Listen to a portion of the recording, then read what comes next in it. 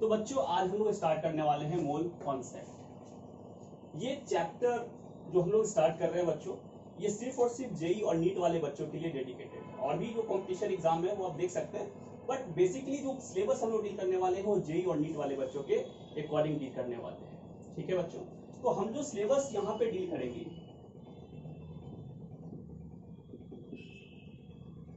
यहाँ पर जो बच्चों हम सिलेबस डील करने वाले हैं अकॉर्डिंग टू जेई और नीट को नजर रखते हुए, वो हम लोग डील करने वाले हैं एटम्स एंड मॉलिक्यूल्स के बारे में, एटम एंड मॉलिक्यूलर मास के बारे में बच्चों। सेकेंड हम लोग डील करने वाले हैं कॉन्सेंट्रेशन टर्म के बारे में। यही पे हम लोग क्या करेंगे, कॉन्सेंट्रेशन टर्म्स में हम लोग इंटर कन्वर्जन को डील करेंगे। इंटर कन्वर्जन, अब ये इंटर कन्वर्जन क्या होता है सर? तो इंटर कन्वर्जन जैसे कि molarity, normality, formality, percentage V by V, percentage W by V, इसके आपको क्या करेगा कि मोलरिटी दे देगा, पूछेगा आपसे मोलरिटी की मोलरिटी बताइए क्या होगा। तो इसी फंडा को हम लोग क्या बोलते हैं, इंटर कन्वर्जन बोल दिया करते हैं। ठीक है बच्चों, तो यहाँ पे जाएंगे तो कॉन्सेंट्रेशन टर्म्स के अंदर हम लोग इंटर कन्वर्जन को भी डील कर लेंगे। तीसरा जो हम लोग पढ़ने वाले हैं वो है परसेंटेज कंपोजिशंस के बारे में, परसेंटेज कंपोजिशन के बारे में। अच्छा, ये परसेंटेज कंपोजिशन में क्या डील करेंगे? जैसे मान लीजिए कि आपको एक बीकर में पानी भर के दे दिया गया, ठीक है, और आपसे पूछा जाता है कि इसमें परसेंटेज H का मात्रा कितना है, परसेंटेज O का मात्रा कितना है। ठीक है, तो ये हम लोग परसेंटेज कंपोजिशन के अंदर डील कर लेंगे बच्चों। चौथा जो है आपका empirical and molecular formula, empirical and molecular formula, molecular formula. ये चौथे टॉपिक से आपके पांचवें टॉपिक हो जाएंगी स्टोचियोमेट्री,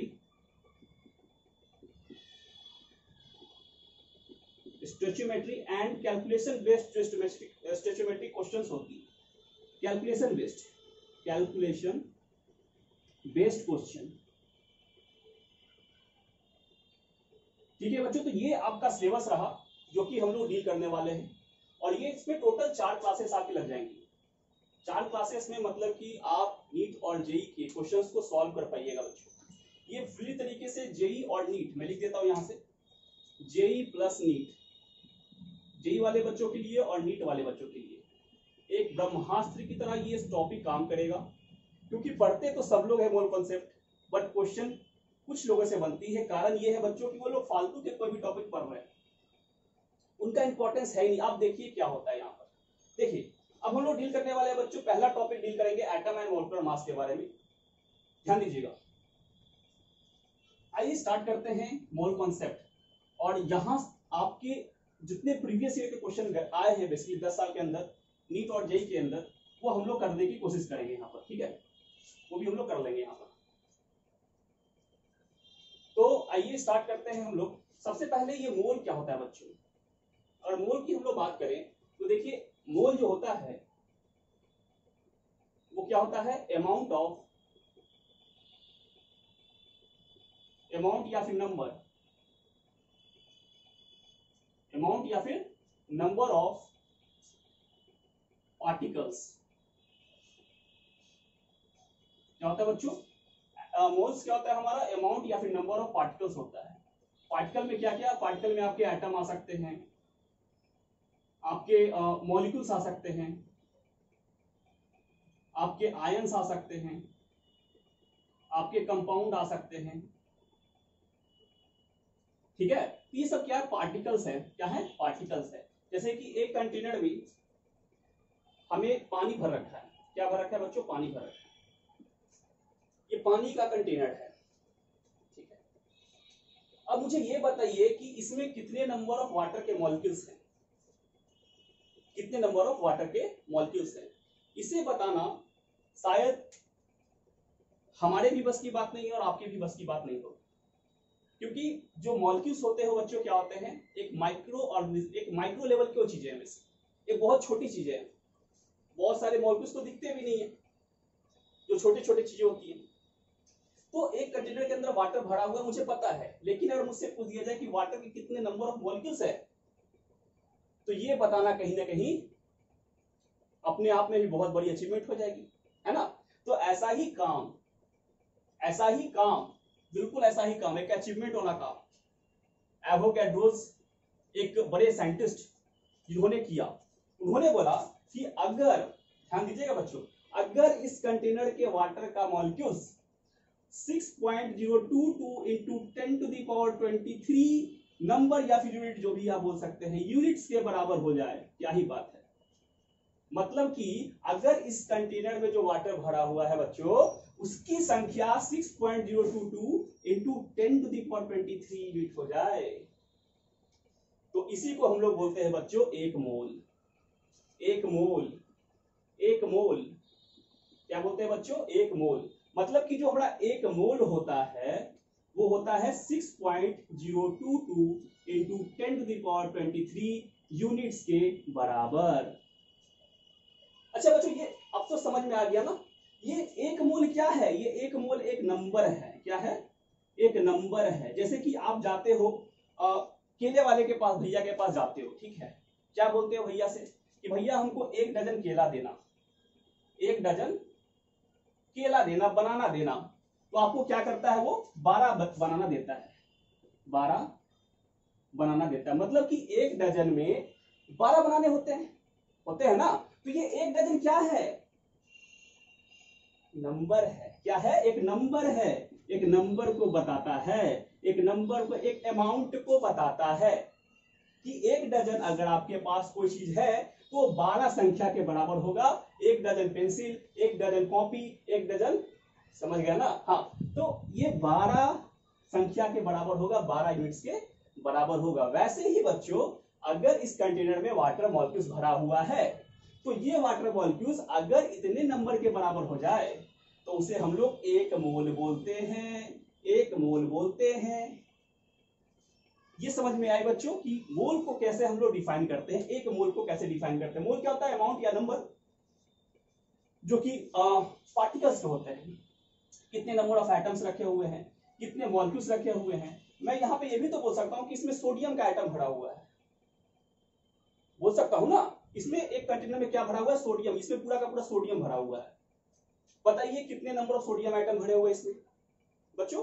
अगर मैं बोल दूं कि नहीं, इसमें सोडियम का आयन भरा हुआ है, Na+ भरा हुआ है, तो आपसे पूछ सकता हूं ना इसमें कितने नंबर ऑफ आयंस भरे हुए हैं सोडियम के।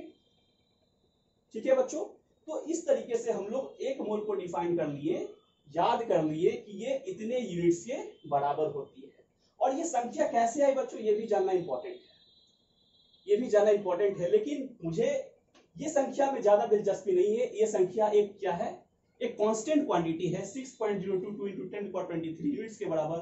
आप इसको ध्यान रखिए, ध्यान रख लो। ये क्रैश कोर्स है, इसमें बस आपको वही चीज दिया जाएगा जो आपके लिए इंपॉर्टेंट है। कैसे आया उसकी बातें हम लोग बाद में करते रहेंगे, या फिर एटॉमिक मास यूनिट डील करेंगे तो वहां पे हम लोग जरूर करेंगे। ठीक है बच्चों, तो ये एक मोल का सारा फंडा पता चल गया। ये केमिस्ट्री की दुनिया है, ये केमिस्ट्री की दुनिया है बच्चों, ध्यान देना। अब हम लोग डील करने वाले हैं मोलर मास। मोलर मास, अरे मोलर मास, मोल समझिए, मोलर मास समझेंगे। आइए बच्चों, देखिए मोलर मास का क्या फंडा है, क्या ही फंडा है मोलर मास का। ये भैया ये हट जाओ, इसका चार का कोई मतलब नहीं। आइए मोलर मास को डील करते हैं बच्चों। देखिए इस कंटेनर में क्या भरा हुआ है बच्चों? आप बताओ क्या भरा हुआ है? क्या भरा हुआ है? कुछ भी भर दो ना, कोई पार्टिकल भर दो। अरे माचिस का तीली भर दो बच्चों, ठीक है। अब मुझे ये बताओ बच्चों कि अगर इसमें Na पार्टिकल है, क्या है बच्चों? Na पार्टिकल है। अच्छा, ये Na क्या होता है? ये Na होता है एवोगैड्रोस नंबर। एवोगैड्रोस नंबर होता है बच्चों। A मतलब एवोगैड्रोस और N मतलब नंबर। और ये कितना होता है बच्चों? तो 6.022 इंटू 10⁻23 यूनिट्स के बराबर होता है बच्चों। 6.022 इंटू 10⁻23 यूनिट्स के बराबर होता है। और इसी को क्या बोलते हैं बच्चों? एक मोल बोलते हैं। मतलब कि अगर इस कंटेनर के अंदर हमारा Na मॉलिक्यूल्स रखा हुआ है तो वो एक मोल के बराबर हो जाएगा बच्चों, एक मोल के बराबर हो जाएगा, ठीक है। मुझे बताइए कि इस कंटेनर की पूरी मोलर मास कितनी है। जो वाटर मॉलिक्यूल्स भरा हुआ है, यहाँ क्या भरा हुआ है, वाटर का मॉलिक्यूल्स, ठीक है।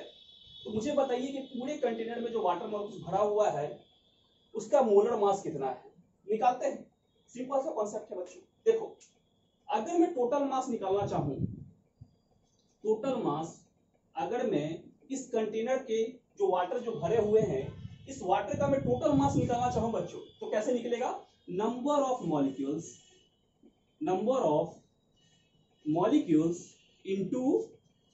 Into mass of one molecules बच्चों। यही होता है हमारा मोलर मास, यही होता है बच्चों। टोटल मास को हम लोग क्या बोलते हैं, मोलर मास बोलते हैं बच्चों। तो ये मोलर मास क्या है, तो ये मोलर मास है इस एक मोल का मास। क्या है बच्चों, इस एक मोल का वन मोल,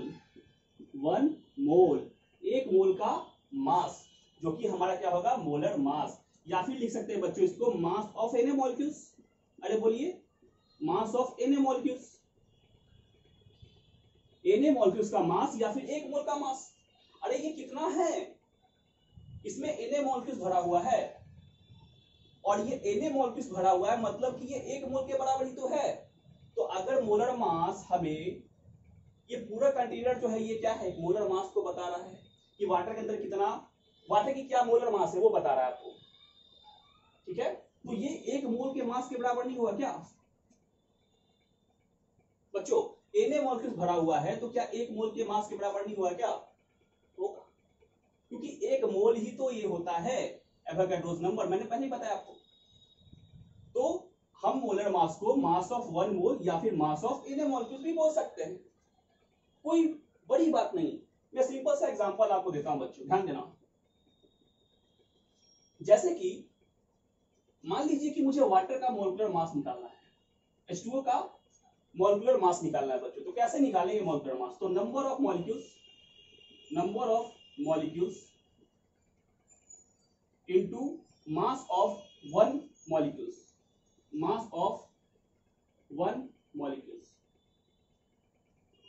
अच्छा, ये जो मास कौन सा है मास बच्चा, मास कैसे मास निकालते हैं हम लोग, हाँ देखिए ध्यान दीजिएगा। यहां पे मान लीजिए कि कोई एलिमेंट है, यहां पर जेड बच्चों, यहां पे ए है, ये होता है जेड जो एटॉमिक नंबर होता है बच्चों, पता होगा आपको। ये जेड क्या होता है बच्चों, एटॉमिक नंबर, और ए क्या होता है बच्चों, ये मास नंबर होता है, ये होता है हमारा मास नंबर, ठीक है। तो हम इसकी बात कर रहे हैं, इस ए की बात कर रहे हैं। तो नंबर ऑफ मॉलिक्यूल्स कितने हैं, कितने वाटर के मॉलिक्यूल्स है, एक ही मॉलिक्यूल्स है, कुछ नहीं दे रखा है, तो एक molecules into mass of one molecules, mass निकालना है। तो हाइड्रोजन का मास कितना होता है बच्चों, 1 एक मास होता है। कितना हाइड्रोजन है, 2, तो 1 इंटू 2 प्लस कितना हो जाएगा बच्चों, ऑक्सीजन का मास कितना होता है, एटॉमिक नंबर 8, मास नंबर 16, ठीक है। तो ये कितना हो जाएगा, 16 हो जाएगा। तो टोटल करिएगा तो कितना आ जाएगा, 18 ग्राम पर मोल। ये होता है यूनिट, ये क्या होता है बच्चों, यूनिट होता है। ये किसका यूनिट होता है, ग्राम पर मोल जो यूनिट होता है वो मोलर मास का यूनिट होता है। मोलर मास का यूनिट ऑफ मोलर मास, यहां पे ध्यान दीजिएगा बच्चों, यहां पे मैं लिख रहा हूं unit of molar mass mm, जो कि क्या होता है, ग्राम पर मोल होता है। ये ग्राम पर मोल क्या बता रहा है बच्चों, ये ग्राम पर मोल क्या बता रहा है, ये बता रहा है कि एक मोल वाटर में इतना ग्राम भरा है।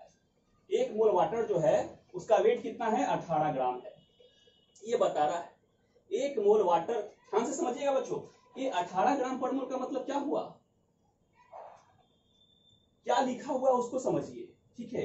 ये वाटर का वेट नहीं है बच्चों, और वाटर का वेट है तो ये एक मोल का वेट है।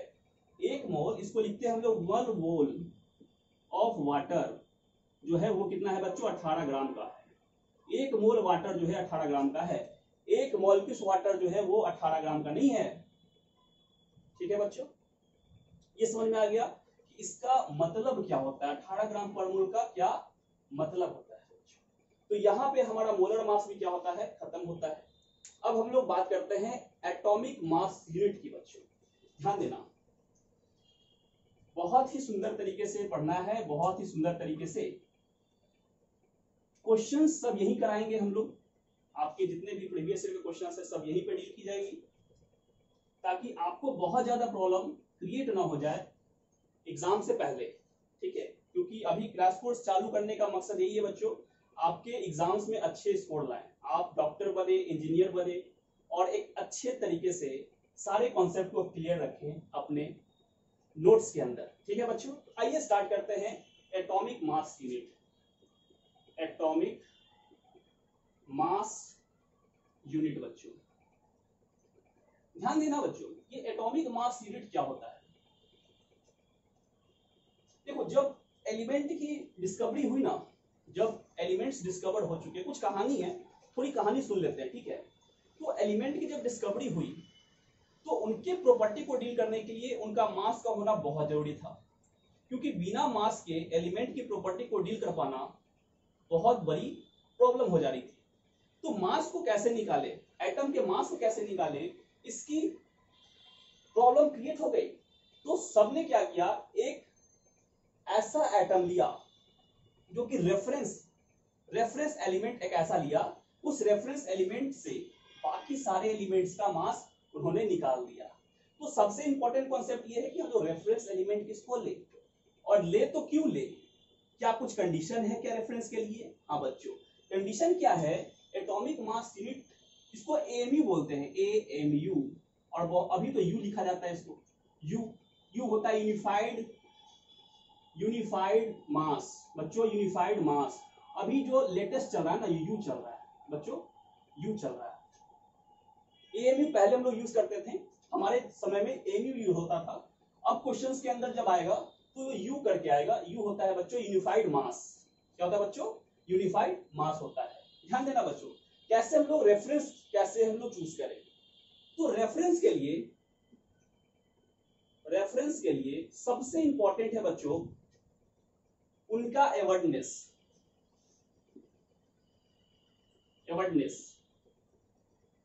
उनकी संख्या, नेचर में पाए जाने की जो उनकी टेंडेंसी है, वो नेचर में काफी ज्यादा मात्रा में पाए जाने चाहिए।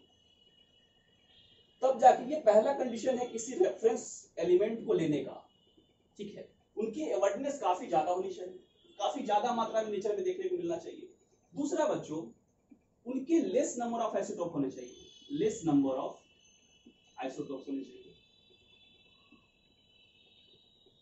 मतलब कि उनकी नंबर ऑफ आइसोटोप फॉर्म करने की जो टेंडेंसी है वो कम होनी चाहिए बच्चों, वो ज्यादा आइसोटोप का फॉर्मेशन ना करे वैसा एलिमेंट।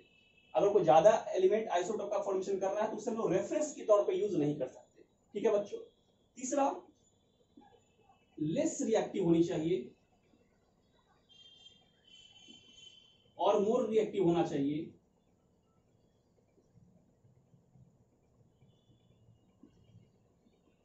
ध्यान देना बच्चों, जिसको हम लोग रेफरेंस एलिमेंट यूज करेंगे ना, उसकी रिएक्टिविटी ना तो लेस होनी चाहिए और ना ही मोर होनी चाहिए। मतलब ऐसा नहीं है कि नेचर में उसको डाल दिया है ना और फटाक से वो रिएक्शन कर दिया, तो मोर रिएक्टिविटी भी नहीं होनी चाहिए, और ऐसा भी नहीं है कि उसको कराए जा रहे रिएक्शन ही नहीं कर रहा है। मतलब कि रिएक्टिविटी भी उसकी अच्छी खासी होनी चाहिए। मतलब वो लेस रिएक्टिव भी नहीं होना चाहिए और मोर रिएक्टिव भी नहीं होना चाहिए। अपने आप रिएक्शन ना कर ले, या फिर रिएक्शन कराए तो बहुत टाइम पे रिएक्शन ना हो। बात समझ रहे बच्चों। तो इन सारे कंडीशन को फुलफिल करता है हमारा आपका सबका चहीता कार्बन बच्चों। कार्बन एक ऐसा एलिमेंट है जिसकी एवर्डनेस भी अच्छी खासी होती है नेचर में। अब अच्छा, एवर्डनेस में मैं बात करूंगा कि कौन से आइसोटोप की एवर्डनेस ज्यादा होती है। ध्यान देना बच्चों, लेस नंबर ऑफ आइसोटोप्स, ये थोड़े कम ही आइसोटोप के फॉर्मेशन करते हैं, इनकी रिएक्टिविटी भी लेस होती है, मतलब उतना लेस नहीं होता, लेस होती है बट रिएक्शन कर सकते हैं नेचर के अंदर। मोर रिएक्टिव भी नहीं होती है बच्चे। ये दोनों फैक्टर नहीं होना चाहिए। ऐसा थोड़ी ना कि कार्बन जो है नेचर में ऑक्सीजन पड़ा हुआ है भारी मात्रा में, कार्बन भी भारी मात्रा में पड़ा हुआ है, तो रिएक्शन करके क्या बना लेगा बच्चों, कार्बन डाइऑक्साइड, जो कि कितना खतरनाक गैस होता है। तो अगर कार्बन मोर रिएक्टिव होता है बच्चों तो कितनी गर्मी बढ़ जाती ना, कार्बन डाइऑक्साइड कितना ज्यादा इंक्रीज हो जाता मार्केट के अंदर। मतलब कि कार्बन की रिएक्टिविटी भी उतनी अच्छी लेवल पे नहीं है, मोर रिएक्टिव नहीं है। ऐसा नहीं है कि कार्बन रिएक्शन नहीं करता ऑक्सीजन से, करता है बट ये मोर रिएक्टिव नहीं है कार्बन। ऐसा नहीं है कि जहां ऑक्सीजन देखा पकड़ लिया, अब तो तेरे को है ना कांड हो जाएगा तेरे साथ, ऐसा भी नहीं करता बच्चों। रिएक्टिविटी भी उसकी कम है और वो लेस रिएक्टिव, मतलब कि उतना कम भी रिएक्टिव नहीं है, कर सकता है रिएक्शन, ठीक है। तो कार्बन मिला बच्चों। कार्बन के अगर आइसोटोप्स की बात करें तो टोटल नेचर में 3 आइसोटोप कार्बन के देखने को मिलते हैं। 3 छोटे छोटे बच्चे C12, C13 और C14 है बच्चों। 3 छोटे छोटे बच्चे हैं आइसोटोप के कार्बन के। इसमें C14 की बात करें बच्चों तो ये तो रेडियो एक्टिव है। रेडियो एक्टिव है मतलब कि इसकी नेचर में पाए जाने की टेंडेंसी वही है जो हम लोग एलियन को ढूंढते रहते हैं। एलियन कहाँ है भैया, एलियन कहाँ है भैया, तो वही है C14। नेचर में मिलता नहीं है, बहुत ही रेडियो एक्टिव, अनस्टेबल आइसोटोप इसको बोलते हैं हम लोग, अनस्टेबल आइसोटोप बोलते हैं बच्चों। C13 की बात करें तो इसकी भी अवेयरनेस उतनी अच्छी खासी लेवल पे नहीं है कि आप गए मार्केट गए और आपको C13 मिल गया, कहाँ C13, अच्छा ये C13 पड़ा हुआ है, ऐसा भी नहीं है बच्चों। तो इसकी भी उतनी रिएक्टिविटी नहीं है, उतना अवेयरनेस नहीं है। C12 की है बच्चों। जो नेचर में आप कार्बन देख रहे हो सब के सब क्या है, C12 है। मतलब कि कार्बन का जो 12वां आइसोटोप है C12 आइसोटोप, ये भारी मात्रा में नेचर में फैला हुआ, इसकी अवेयरनेस इतनी ज्यादा है क्या ही मैं बताऊं। इतनी धरती पे लोग नहीं है जितनी कार्बन के C12 लोग बैठे हुए हैं यहाँ पर, ठीक है बच्चों। तो इतना ज्यादा इसका अवेयरनेस नेचर में देखने को मिलता है, इसीलिए इसको रेफरेंस लेते हैं। कार्बन को रेफरेंस तो लिए, कार्बन में भी किस कार्बन को ले, तो C12 वाले को लेते हैं, 12C कार्बन वाले को लेते हैं हम लोग रेफरेंस। और देखो यहाँ पे क्या होता है, खेला खेला देखो, खेला होवे चलेगा। अभी देखो क्या होगा, चलेगा। बस खत्म कहानी है, खत्म है। मॉलिक्यूलर एटॉमिक मास खत्म, आपका एक टॉपिक खत्म है बच्चा, एक टॉपिक खत्म है बच्चा, ध्यान दे देना, खेला चालू होवे। बस बस बस बस, ये कैसे लगता है भाई, चलो ठीक है लग गया। हाँ, ब्लैक पेन से यूज करते हैं। देखिए यहाँ पर अगर मैं बात करूं बच्चों, ध्यान देना, बहुत ही प्यारा, बहुत ही प्यारा। अगर मैं बात करूं मास ऑफ एटम बच्चों, mass of atom, any atom, किसी भी मास, एनी एटम, किसी भी एटम की अगर मास को आप डील करना चाहो बच्चों तो आप एएमयू में डील करते हो। किसमें डील करते हो, एएमयू में, एटॉमिक मास यूनिट में। मतलब कि एटम की जो यूनिट होगी बच्चों वो क्या होगी, एएमयू होगी, एएमयू होगी। ए मतलब अबे गर्लफ्रेंड का फुल फॉर्म नहीं है, एएमयू है, ठीक है। एएमयू होगी, मास ऑफ एनी एटम, वो क्या होगी बच्चों, एएमयू होगी। अब ध्यान देना, मान लो बच्चों, लेट, मान लिया कि एटम ऑफ, अरे ऐसे नहीं, ऐसे कैसे मान लेंगे, C12 एटम, ऐसे नहीं, मास ऑफ या फिर atomic mass of, atomic mass of C12 12 ग्राम है। Atomic mass of C12 12 AMU मान लेते हैं बच्चों, 12 AMU atomic mass of C12 पड़ा हुआ है। तो बताइए बच्चों, अगर मैं एक AMU को डील करना चाहूं तो यहां से क्या निकल के आ जाएगा, atomic mass of C12, atomic mass of C12 upon कितना हो जाएगा बच्चों, 12 अपॉन 12, तो यहां से निकल जाएगा 1 AMU मास ऑफ एटम। एक मिनट, यहां पे गड़बड़ हो गया, यहाँ पे गड़बड़ हो गया बच्चों, एक मिनट यहाँ पे गड़बड़ हुआ, 1 मिनट, 25 मिनट 30 मिनट में, ठीक है बच्चों ध्यान देना। देखो बच्चों यहाँ पे क्या है, mass of any atom, AMU में हम लोग डील करेंगे, ठीक है, एएमयू एटॉमिक मास यूनिट में डील करते हैं। तो ध्यान देना, मान लो बच्चों, लेट, मान लिया हमने कि मास ऑफ कार्बन एटम बच्चों, मास ऑफ कार्बन एटम को ले लिया हमने 12 AMU, 12 AMU ले लिया बच्चों। क्या माना हमने कि कार्बन एटम का जो मास है वो कितना है, 12 AMU के बराबर है बच्चों। तो अब बताइए कि 1 AMU का मतलब क्या हो जाएगा, एक AMU कितना बराबर हो जाएगा, एक AMU कितने मास ऑफ कार्बन एटम के बराबर हो जाएगा। और कार्बन कौन सा है, ये C12 एटम है, C12 एटम, ठीक है बच्चों। तो 1 mu कितना हो जाएगा, मास ऑफ C12 एटम, क्या ही बात है, ध्यान देना बच्चों, अपॉन 12, ये हो गया बच्चा 1 AMU का मास। 1 AMU को हम लोग कितना बोलेंगे, mass of C12 atom upon 12, mass of C12 atom upon 12, ये होता है बच्चों 1 AMU के बराबर। और इस वर्ड को समझिए, मास ऑफ C12 एटम का मतलब क्या हुआ, मतलब कि ये C12 जो है, इस एक एटम की मास क्या होगी, इस एक एटम की मास क्या होगी बच्चों, मास ऑफ C12 एटम। ये एक मोल C12 का मास नहीं है, ध्यान देना है, क्या लिखा हुआ उस पर ध्यान देना है। मास ऑफ C12 एटम का मतलब है एक C12 एटम की मास कितनी है, वो कैसे निकालेंगे बच्चों, हम लोग जानते हैं एटॉमिक मास ऑफ कार्बन कितना होता है बच्चों, 12 ग्राम पर मोल का होता है। अरे बोलो ना, 12 ग्राम पर मोल का होता है एटॉमिक मास ऑफ कार्बन। ये क्या है, ये 1 मोल कार्बन का मतलब C12, कार्बन का मतलब C12, ठीक है बच्चों। तो मतलब क्या है कि 1 मोल C12 का जो मास है, 1 मोल C12 का जो मास है वो कितना है, 12 ग्राम है। 1 मोल, इसका मतलब क्या है, इस सेंटेंस का मतलब क्या है बच्चों, कि 1 मोल C12 का जो मास है वो कितना है बच्चों, वो है आपका, 1 मोल C12 का जो मास है वो है 12 ग्राम का, 12 ग्राम का।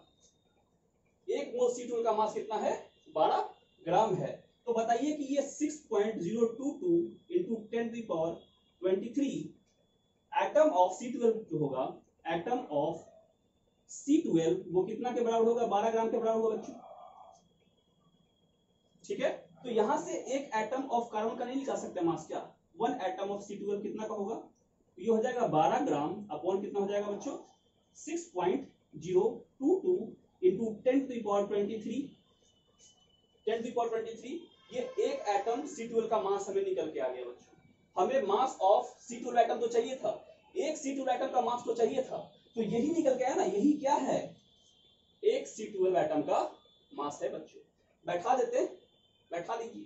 तो 1 AMU कितना हो जाएगा बच्चों, 1 AMU जो है इसका मास कितना आया है, 12 ग्राम अपॉन 6.022, ठीक है। ये 12 अपॉन Na आया है, 12 अपॉन Na आया है। मल्टीप्लाई किससे करना है, 1 अपॉन 12 से करना है, 1 अपॉन 12 से करना है। तो ये कट गया और ये आ गया आपका 1 AMU जो है वो आ गया 1 अपॉन Na के बराबर। 1 AMU जो है बच्चों वो 1 अपॉन Na के बराबर आ गया। अरे बोलिए, 1 अपॉन Na के बराबर आ गया मुझे, ठीक है। अब मुझे ये बताइए कि मैंने बताया कि एटॉमिक मास का जो यूनिट होगा वो कितना होगा, AMU के बराबर होगा, मतलब AMU होगा उसका unit, SI unit of atomic mass बच्चों वो AMU होगा। इसमें हम लिखते हैं AMU में लिखते हैं, लेकिन ग्राम में भी तो लिख सकते हैं ना, ग्राम में भी लिख सकते हैं। क्वेश्चन में आपका AMU नहीं पूछेगा, आपको ग्राम पूछ देगा, क्या कीजिएगा आप, तो ग्राम में भी आपको पता होना चाहिए। और ग्राम में ही बच्चों नीट के तो क्वेश्चन ग्राम में ही आते हैं, ये AMU में तो पूछते ही नहीं, वो ग्राम में पूछते हैं। तो 1 AMU को ग्राम में लिखा जाए तो वो होता है 1.66 इंटू 10⁻⁻24 ग्राम, इतना ग्राम के बराबर होता है, इतना वेट के 1 AMU जो है 1.66 इंटू 10⁻⁻24 ग्राम के बराबर होता है बच्चों, ठीक है। तो अब यहाँ पे AMU का 2 फॉर्मूला हमें जनरेट हुआ, एक फॉर्मूला ये जनरेट हुआ और दूसरा फॉर्मूला जो है ये जनरेट हुआ। तीसरे फॉर्मूले पे जाते हैं, मान लीजिए कि आपको AMU में ही पूछ दिया, आपको क्या किया बच्चों, AMU एक ये जो क्वेश्चन है ना, ये नीट शायद 2016 में पूछा हुआ क्वेश्चन है, मेडिकल के 2016 क्वेश्चन में नीट के ये क्वेश्चन आया, इसका वैल्यू पूछ रहा था 1 AMU कितने ग्राम के बराबर होती है, तो 1 AMU 1.66 इंटू 10⁻24 ग्राम के बराबर होती है बच्चों। तो ये ध्यान में रखना है आपको। दूसरा कॉन्सेप्ट समझते हैं कि अगर AMU में ही मास निकालना है तो कैसे निकालेंगे। तो AMU के लिए हम लोग कैसे निकालेंगे कि यहाँ पे 1 AMU हो जाएगा, फिर ये 1 AMU के बराबर हो जाएगा मास ऑफ गिवन एटम, जो मास दे रखा है एटम का गिवन है, divided by 1.66 into 10⁻24 gram upon AMU। ठीक है बच्चों, तो यहाँ पे जो आएगी आपकी आंसर वो AMU के अंदर आ जाएगी। जो गिवन मास आपको दे रखा है एटम का, उसका और आपका जो पहले से आपको पता है, दोनों का रेशियो निकाल दीजिएगा तो आपका जो आंसर आएगा बच्चों वो AMU में आएगा, AMU के यूनिट्स में आएगा। अगर आपको ग्राम में कन्वर्ट करना है बच्चों, तो ग्राम में जैसे कि मान लीजिए कि कोई क्वेश्चन है यहाँ पे, यहीं पे क्वेश्चन में करा देता हूँ। मान लीजिए कि किसी के एटॉमिक मास जो है वो आ रहे हैं 4 AMU के बराबर, 4 AMU के बराबर आ रहे हैं बच्चों। किसी के एटॉमिक मास जो है वो कितने आ रहे हैं, 4 AMU के बराबर आ रहे हैं। मुझे ग्राम में कन्वर्ट करना है, तो मुझे पता है कि एक AMU जो होता है वो होता है 1.66 into 10⁻24 ग्राम के आसपास होता है। तो 4 AMU कितना हो जाएगा बच्चों, तो 4 AMU जो है वो 4 into 1.66 into 10⁻24 ग्राम के बराबर हो जाएगा। तो ये क्वेश्चन यहाँ AMU में भी डील कर सकते हो और ग्राम में भी। AMU के लिए ये फॉर्मूला यूज होगा, ग्राम के लिए आपको यहाँ पे जितना AMU में आएगा उसको ग्राम में मल्टीप्लाई कर देना, अगर आपको ग्राम में आंसर चाहिए तो ये एटॉमिक मास खत्म होता है और मॉलिक्यूलर मास आपका खत्म होता है बच्चों। तो आज की क्लास यहीं पे हम लोग रखते हैं, खत्म करते हैं, और कल से हम लोग नेक्स्ट टॉपिक को स्टार्ट करेंगे जिसका नाम है कॉन्सेंट्रेशन टर्म। और बच्चों वहां से क्वेश्चन जो पूछे जाएंगे ना वो लिमिटेड लोगों के लिए होते हैं। लिमिटेड मतलब लोग बनाते ही हैं उस क्वेश्चन को, सारे लोग नहीं बना सकते। और मैं उसमें ट्रिक भी आपको दूंगा कि कॉन्सेंट्रेशन टर्म को किस तरह से हम लोग डील करें। सारे क्वेश्चन कॉन्सेंट्रेशन टर्म के जो जितने भी इंटर कन्वर्जेंस के आते हैं सारे क्वेश्चन हम लोग क्लास में डील करेंगे, नीट प्लस जेईई के। तो आज के लिए okay, bye, tata, good night.